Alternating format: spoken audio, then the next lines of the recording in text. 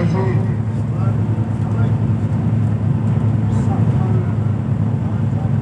بسم الله الرحمن الرحيم سبحان الذي سخر لنا هذا وما كنا له مقرنين وإنا إلى ربنا لمنقلبون.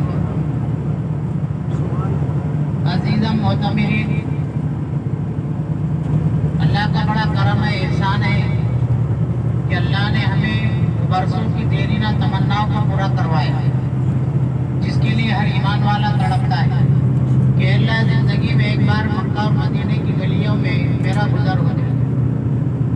بڑی سعادت مندی کی بات ہے، اور آدمی طاقت، پیسہ، دھن، دولت اس کے بل بوتے پر یہاں پر نہیں آتا ہے. اللہ بندے کی تڑپ دیکھتے کہ میرے بندے میں تڑپ کتنی ہے. بعض مرتبہ یہ دیکھنے میں آیا کہ ظاہری اسباب نہیں تھے، پھر بھی اللہ نے اپنے گھر کی زیارت کرائی، اپنے گھر کا مہمان بنایا اور اپنے آقا کے دربار میں بلا کر اپنے حبیب کی قبر اطہر کی زیارت کرائی. یہ اسی کا احسان ہے. لہٰذا ہمارا یہ سفر جو ہے یہ مدینہ کی طرف رواں و دماں ہے،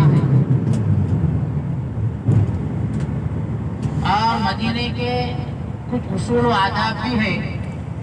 جیسے ہی آدمی کسی آقا کے دربار پر بڑے کے یہاں پر جاتا ہے تو کچھ اصول ہوتے ہیں. ان اصولوں کے ساتھ میں اگر آدمی وہاں پر قیام رہا تو سمجھ میں آئے گا کہ یہاں سے کچھ لے کر گیا. ورنہ اگر وہی بے اصولی یا بے ادبی تو پھر مسئلہ یہ ہوگا کہ کہاں گئے تھے، کہیں نہیں، اور خیال ہے کچھ نہیں. لہذا ہمارا قیام جو ہے مدینے میں ہوگا تو سب سے زیادہ اولین ہمارے لیے یہ ضروری ہے کہ ہم درود شریف کی کثرت رکھیں. ہر نماز کے بعد ہماری قبر اطہر پر حاضری ہو، سلام عرض کریں. پنج وقت نماز ہماری پابندی کے ساتھ میں ہو. ہم یہاں پر سونے، بیٹھنے، بازاروں میں گھومنے کے لیے نہیں آئے. اتنی بڑی لمبی زندگی کو اپنے سونے میں، کھانے میں اور تمہارے بازاروں میں گھومنے میں صرف کرتی ہے. یہ ہمارا قیام چند دن کا ہے، پھر بعد میں نہ معلوم زندگی میں کب نصیب ہوگا، کب اللہ اپنے گھر کا مہمان بلائیں گے، کب اپنے حبیب کے دیا سے زیارت کرائیں گے، بتا نہیں سکتے. لہذا اس سفر کو پہلا اور آخری سفر سمجھیں، اور زیادہ سے زیادہ جتنی کثرت ہو سکتی، چلتے پھرتے اٹھتے بیٹھتے، ہم درود شریف کی کثرت رکھیں. کم سے کم صلی اللہ علیہ وسلم اتنا تو درود ہم چلتے پھرتے پڑے رہے کہ دن اور رات میں ہمارے لاکھوں درود شریف ہو جائے جو آقا کی خدمت میں پیش ہو جائے. کیونکہ دیرینہ تمنا تھی کہ اللہ کے رسول صلی اللہ علیہ وسلم کی قبر اطہر کی زیارت میں اپنے آنکھوں سے کروں. لہذا اصول بھی بہت ضروری ہے، ورنہ بے ادبی سے ہوتا کیا ہے، حاضری تو ہو جاتی ہے مگر جو ملنا چاہیے وہ نہیں ملتا. مثال کے طور پر حضرت شیخ نے فضائل حج میں لکھا ایک واقعہ کہ ایک آدمی مدینہ میں آیا، آنے کے بعد میں دہی کھانے کی نوبت آئی تو دہی کھٹا تھا.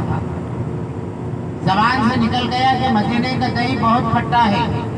حضور پاک علیہ نبی علیہ السلام کی رات میں زیارت ہوئی اور کہا کہ آپ کو ہمارے شہر میں رہنے کا حق نہیں ہے.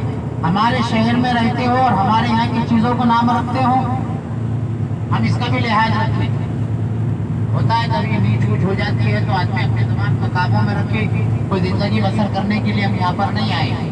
اس لیے میں نے پہلے ہی کہا کہ اس سفر کو بہت ادب، احترام اور لحاظ کرتے ہوئے ہم کریں، کیونکہ ایسا نہ ہو کہ کہاں گئے کہیں نہیں اور خیال آئے کچھ نہیں.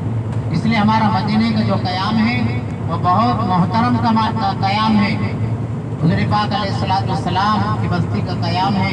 لہذا ہم اپنے آپ کو محتاط بنا کر کثرت سے درود شریف ہماری زبان پر جاری ہو. جتنا زیادہ ہم مدینے کے قیام میں درود شریف پڑھ سکتے ہیں پڑھتے رہے، کیونکہ یہی وہ ہمارا مسئلہ ہے.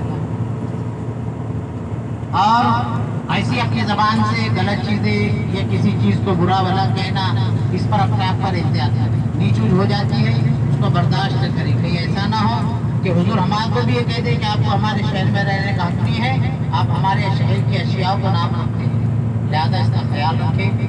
مدینے کا قیام ہے، روزانہ پنج وقت نمازوں کے بعد قبر اطہر پر ہماری حاضری ہو، اور عصر اور فجر کے بعد جنت البقیع کا گیٹ کھلتا ہے، وہاں پر جا کر ہم جنت البقیع मक्के में हाजिरी भी दे और वहाँ पर कुरान पढ़कर वहाँ के मदफूनीन को हम इसाले सवाब की नीयत पे करें। यही हमारे आने का मकसद है। इसके अलावा हम अपने रूमों में अपने आपसी गपशप में बहुत कम वक्त गुजारे। जितना वक्त हमारा मस्जिद नबवी में गुजर सकता है हम उतना वक्त मस्जिद नबवी में गुजारें, क्योंकि थोड़ा सा वक्त हमारे पास में है। फिर मैंने ये पहले जुमला अर्ज किया कि ना मालूम कब मौका मिलेगा। ये पहला या आखिरी सफर इसको समझिए। देरी ना तमन्ना थी कई सालों की, और हर मुसलमान के दिल में होते है कि अल्लाह एक बार जिंदगी में इन आंखों से तेरे घर की और तेरे हबीब की कब्र अतर की ज़ियारत करा दे। तो अल्लाह ने हम खुश नसीब है कि अल्लाह ने आज वो दिन हमको दिखाए हैं, तो हम उन अय्याम की भी कदरदानी करेंगे सब इंशाअल्लाह। अल्लाह तबारक व तआला मुझे और आपको और तमाम को इन बातों पर अमल करने की तौफीक नसीब करे।